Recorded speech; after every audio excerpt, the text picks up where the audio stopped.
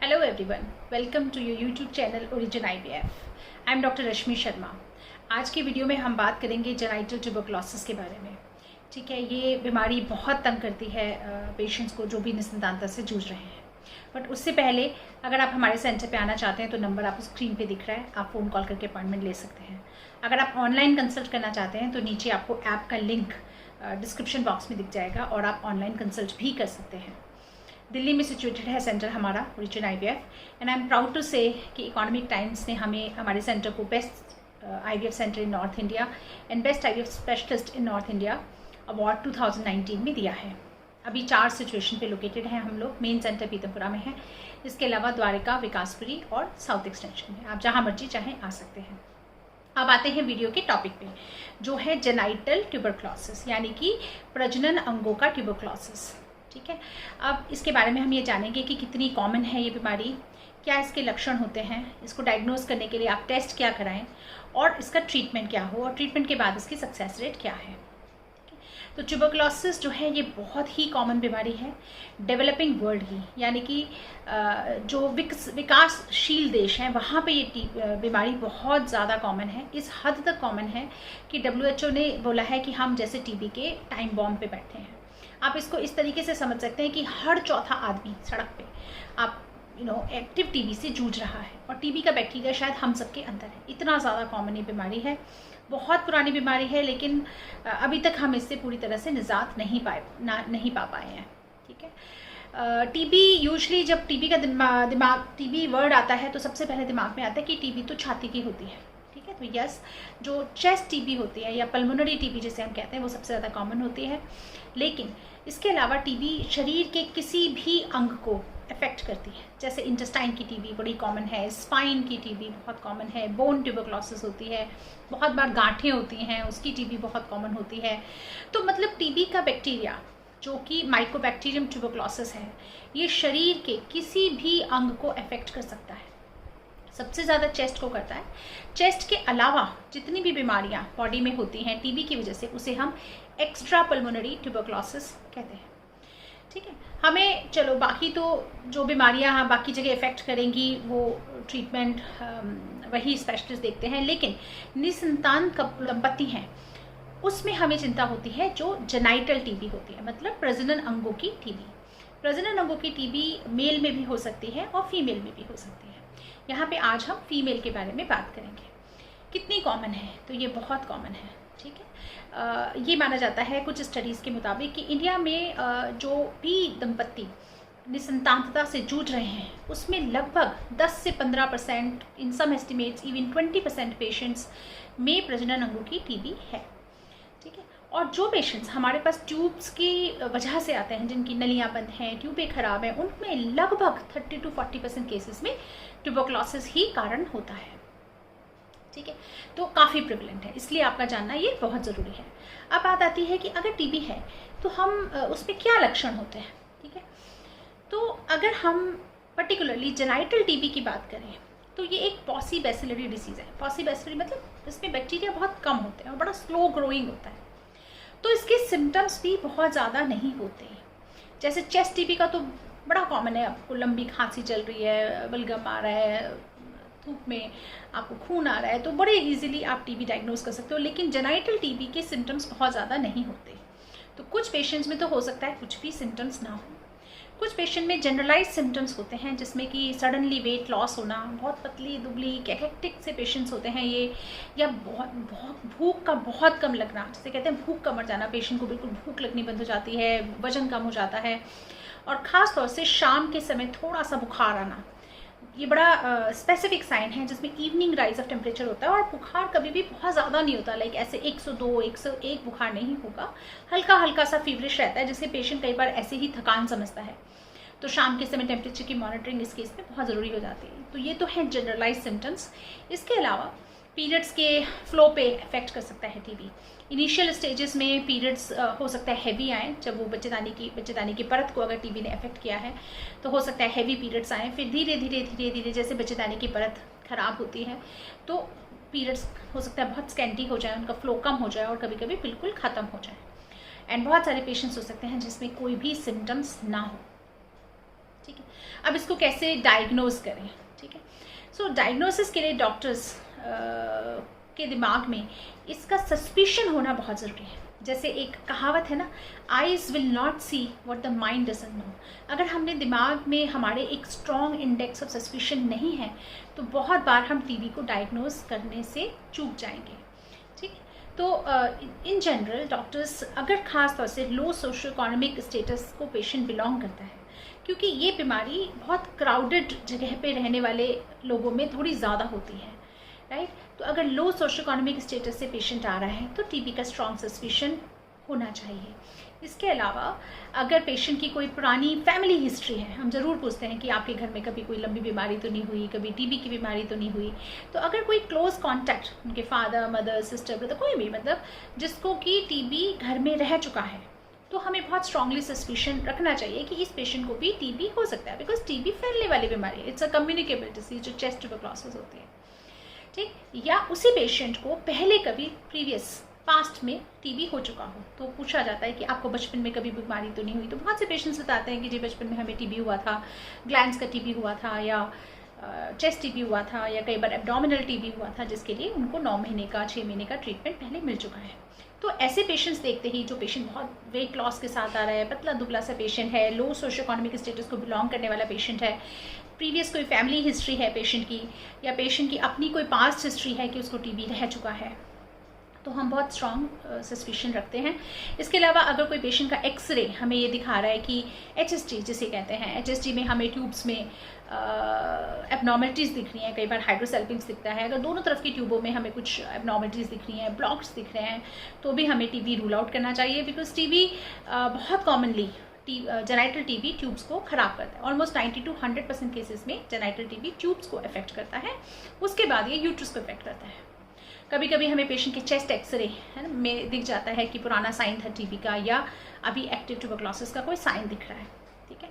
तो ये तो है जो हम हिस्ट्री के बेस पे हम स्ट्रांगली सस्पेक्ट करते हैं कि इस पेशेंट को हमें टीबी के टेस्ट जरूर करा लेने चाहिए, ठीक है। अब टेस्ट पे आते हैं। टेस्ट क्या होते हैं? कुछ टेस्ट तो नॉन स्पेसिफिक टेस्ट होते हैं, जैसे Mantoux test and TB gold. Mantoux test एक छोटा सा टेस्ट होता है जो स्किन में सुई लगा के देखा जाता है, और 48 घंटे में टीबी का वो एंटीजन इंजेक्ट करने के बाद वहाँ पे क्या रिएक्शन आई वो देखा जाता है, ठीक है। ऐसे ही टीबी गोल्ड करके टेस्ट है, जैसे हम क्वांटिफेरॉन गोल्ड कहते हैं, वो ब्लड से टेस्ट लिया जाता है, और वो हमें ये बताता है, ये दोनों ही टेस्ट हमें ये बताते हैं कि क्या इस पेशेंट को कभी टीबी के बैक्टीरिया से कोई एक्सपोजर हो चुका है या नहीं। मतलब उस पेशेंट की बॉडी में टीबी की बैक्टीरिया को फाइट करने के लिए इम्यूनिटी है या नहीं, ठीक है। तो टीबी गोल्ड एंड मॉन्टुक्स टेस्ट। अब यहाँ ये समझना बहुत ज़रूरी है कि सिर्फ मॉन्टुक्स टेस्ट या सिर्फ टीबी गोल्ड टेस्ट पॉजिटिव आने का मतलब ये नहीं है कि आपको टीबी है। अगर हम इंडिया में या इंडियन सब कॉन्टिनेंट में अगर हम टेस्ट कराएंगे तो लगभग 50% पेशेंट्स का ये टेस्ट पॉजिटिव मिलेगा। मॉन्टुक्स टेस्ट तो कई बार सिर्फ BCG इंजेक्शन लगने की वजह से भी, BCG वैक्सीनेशन की वजह से भी पॉजिटिव आता है, या कभी ना कभी हमें टीबी का एक्सपोजर हो चुका है, हवा में इतना बैक्टीरिया है, ठीक है।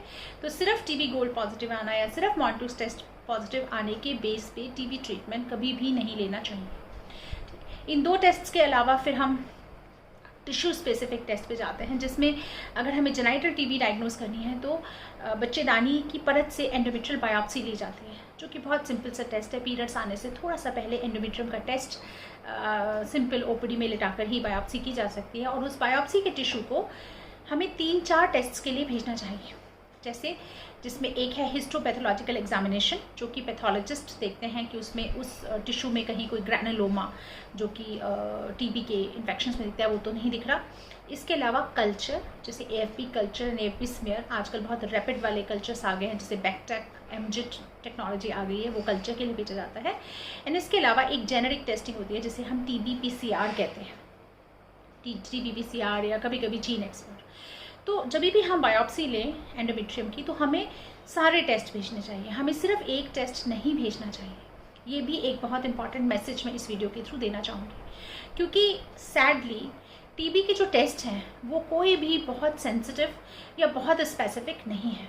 मतलब हर टेस्ट में बहुत सारे टेस्ट फॉल्स पॉजिटिव भी हो सकते हैं और फॉल्स नेगेटिव भी हो सकते हैं। तो मतलब ना होते हुए भी टीबी दिखा सकते हैं और होते हुए भी टीबी नहीं दिखा सकते हैं। तो इसीलिए टीबी को डायग्नोस करना थोड़ा सा मुश्किल होता है, सही डायग्नोस करना, ताकि हम ओवर ट्रीटमेंट से बच सकें। तो हमें सारे टेस्ट, एक छोटा सा ही तो टेस्ट है, टिश्यू तो हमने ले ही लिया है, तो कुछ हज़ार रुपये की बात है, पर टेस्ट हमें सारे आइडियली भेजने चाहिए ताकि हम एक कोरोबोरेटिव डायग्नोसिस कर सकें। ठीक है, इन टेस्ट्स के अलावा लेप्रोस्कोपी एंड हिस्ट्रोस्कोपी, ठीक है, लेप्रोस्कोपी होती है पेट में दूरबीन डाल के पेट के अंगों को देखना, और हिस्ट्रोस्कोपी होती है बच्चेदानी में दूरबीन डाल के अंदर से देखना, जो कि निसंतान दंपतियों के केस में बहुत बार वैसे भी की जाती है। तो बहुत बार हमें आँख से ही दिख जाता है। ठीक है, अगर फ्रैंक ट्यूबरक्लोसिस होगी तो उसके बड़े पैथोग्नोमिक साइंस ट्यूबरक्लोसिस के हमें लेप्रोस्कोपी और हिस्ट्रोस्कोपी में दिख सकते हैं, जैसे केशिएशंस दिखता है, मतलब बहुत टिपिकल होता है वो। और उसी लेप्रोस्कोपी या हिस्ट्रोस्कोपी के दौरान हम वहाँ से टिश्यू लेके उसको भी डायग्नोसिस के लिए भेज सकते हैं। पीसीआर, हिस्टोपैथोलॉजी, बैक्टीरियल कल्चर, इन सब चीज़ों के लिए भेजा जा सकता है। तो ये सारे टेस्ट होते हैं। ठीक, अब आता है किसको इलाज की ज़रूरत है। ठीक है, तो ऐसे में मैं टीबी के पेशेंट्स को, जेनाइटल टीबी के पेशेंट्स को दो हिस्सों में डिवाइड करना चाहूँगी। एक पेशेंट तो वो जिनमें साफ दिख रहा है, ओवर्ट ट्यूबरक्लोसिस जिसको बोलते हैं, जो सिक हैं टीबी से, वेट लॉस हो रहा है, भूख नहीं लग रही है, लेप्रोस्कोपी में क्लियर कट साइन दिख रहे हैं, चिपका हुआ है, पानी है, ट्यूबें दोनों सूजी हुई हैं, तो वो दिख रहा है कि वो टीबी है। ऐसे में टेस्ट भी कभी कभी कोई ना कोई पॉजिटिव आ जाता है, तो ऐसे पेशेंट्स को 100% टीबी के ट्रीटमेंट की आवश्यकता है। दूसरे पेशेंट होते हैं जिन्हें हम लेटेंट ट्यूबरक्लोसिस कहते हैं, जिसमें कोई सिम्टम्स नहीं है और कोई मतलब पेशेंट बीमार नहीं है, उसको नहीं लगता कि उससे कोई बीमारी है, लेकिन कुछ टेस्ट पॉजिटिव आ गए हैं। यहाँ बड़ा सावधान रहने की ज़रूरत है, क्योंकि हमारे देश में ओवर ट्रीटमेंट भी बहुत ज़्यादा कॉमन है। देखिए, अगर तो सपोज हिस्टोपैथोलॉजी ने ही दिखा दिया कि ट्यूबरक्लोसिस दिख रहा है, या कल्चर में ही पॉजिटिव आ गया, तो क्लियर कट पेशेंट को दवाई की ज़रूरत है। लेकिन अगर बाकी सारे टेस्ट नेगेटिव हैं और सिर्फ पीसीआर पॉजिटिव है, तो सिर्फ पीसीआर के बेस पे ट्रीटमेंट हमें नहीं करना चाहिए। पीसीआर टेस्ट बहुत ही सेंसिटिव होता है, जो अगर 10 बैक्टीरिया भी पड़े होंगे, उनके डेड बैक्टीरिया भी पड़े होंगे, डीएनए पड़ा होगा उसका, तो वो उसको पॉजिटिव दिखा देगा। तो ऐसे केस में अगर आपका टीबी पीसीआर पॉजिटिव है तो अपने डॉक्टर की सलाह लीजिए और 2-3 और टेस्ट कराइए, टीबी गोल्ड, मॉन्टूस, ओवरऑल प्रोफाइल या लेप्रोस्कोपी में हमें क्या दिख रहा है, उसके बेस पर ही हमें दवाई लेनी चाहिए। अन्यथा हमें सिर्फ टीबी पीसीआर पॉजिटिव में दवाइयाँ नहीं लेनी चाहिए। अब आते हैं टीबी के ट्रीटमेंट पे। अगर आपका डायग्नोज हो ही गया है और समझ आ गया है कि टीबी की दवाई खानी पड़ेगी, तो इलाज इसका सिंपल है, सिर्फ गोलियां खानी है। बहुत ही सिंपल इलाज है। 6 महीने का इसका कोर्स होता है, जिसमें शुरू के 2 महीने में 4 दवाइयाँ दी जाती हैं और बाद के 4 महीनों में 2 दवाइयाँ दी जाती हैं। ये ट्रीटमेंट बहुत सारे गवर्नमेंट सेंटर्स पे अवेलेबल है। हमारी गवर्नमेंट का बहुत बड़ा एक एम्बिशन है कि टीबी हमारे देश से एलिमिनेट हो जाए, इसलिए direct observation therapy, dot therapy के थ्रू बहुत सारे गवर्नमेंट सेंटर्स पे उपलब्ध है। अदरवाइज बाजार में भी इसकी दवाइयाँ कोई भी आराम से खरीद सकता है। ठीक है, इंपॉर्टेंट चीज़ यहाँ पे ये है कि टीबी दवाई शुरू करने से पहले we have to be very sure कि दवाई शुरू करनी है। जल्दीबाजी में दवाइयाँ शुरू नहीं करनी है, सिर्फ एक टेस्ट के बेसिस पे नहीं करनी है, जब तक कि बहुत ही स्ट्रॉन्ग सस्पिशन ना हो। ठीक, नंबर 2, अगर दवाइयाँ हमने किसी वजह से शुरू कर ही दी हैं तो कभी भी टीबी का ट्रीटमेंट बीच में नहीं रोकना चाहिए।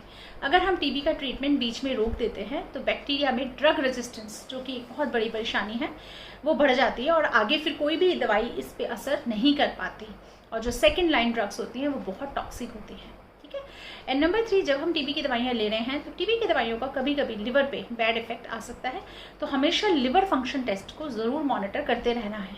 हर 15 दिन में, हर महीने में हमारी लिवर को हमें देखना होता है कि दवाइयाँ कहीं लिवर पे कोई टॉक्सिक इफेक्ट तो नहीं डाल रही। ठीक, और अब आते हैं कि टीबी की दवाइयों के साथ क्या आप प्रेगनेंसी कर सकते हैं।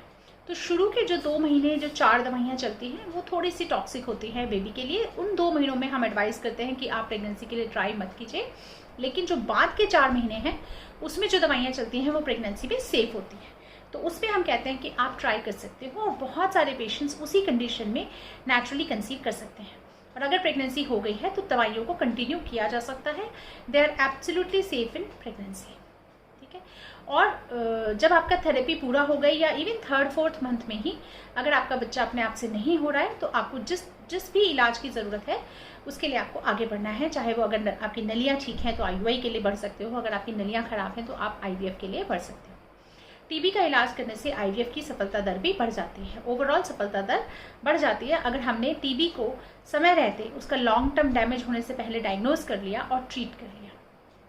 पर जैसे मैंने कहा, ये टीबी जो जेनाइटल टीबी है वो पॉसिबैसिलिटी डिसीज़ है, उसमें बहुत कम बैक्टीरिया होते हैं और बहुत स्लो ग्रोइंग होता है, तो कई बार इसकी डायग्नोसिस बहुत लेट होती है और बहुत लेट स्टेजेस में यूट्रस की परत को बहुत हद तक ख़राब कर देता है। अगर यूट्रस की परत बहुत कमज़ोर हो गई है, बहुत ख़राब हो गई है, तो ऐसे केसेस में प्रोग्नोसिस थोड़ी सी पुअर हो जाती है और ऐसे केसेस में अगर 1-2 बार में सफलता नहीं मिलती तो शायद आपको सरोगेसी की ज़रूरत हो सकती है। आई होप इस वीडियो से आपके प्रश्न थोड़े से क्लियर हुए होंगे, आपके डाउट्स थोड़े से क्लियर हुए होंगे जेनाइटल ट्यूबरक्लोसिस के बारे में। अगर आपके और भी कोई सवाल हैं तो आप कमेंट सेक्शन में लिख के डाल सकते हैं और हम लोग कोशिश करेंगे कि उन सवालों का जवाब दे सकें। Thank you so much.